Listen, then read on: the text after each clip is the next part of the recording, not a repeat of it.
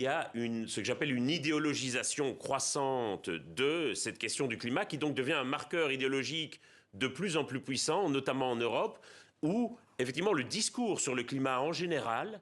qu'il provienne des scientifiques, des journalistes ou des militants, va être de plus en plus associé à d'autres types de luttes, des luttes féministes, des luttes anticapitalistes, des luttes des classes, c'est-à-dire toute une série d'autres luttes et d'autres causes qui peuvent être parfaitement légitimes,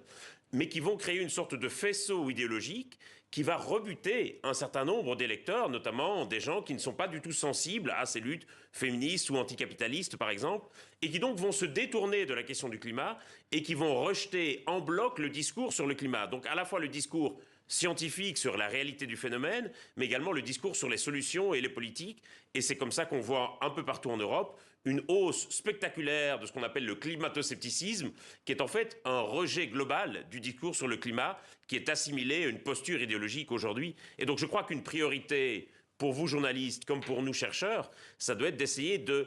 rationaliser à nouveau le débat sur le climat, de repartir des faits avec une approche aussi pragmatique que possible. Comment on fait concrètement? Mais précisément, je pense qu'il faut,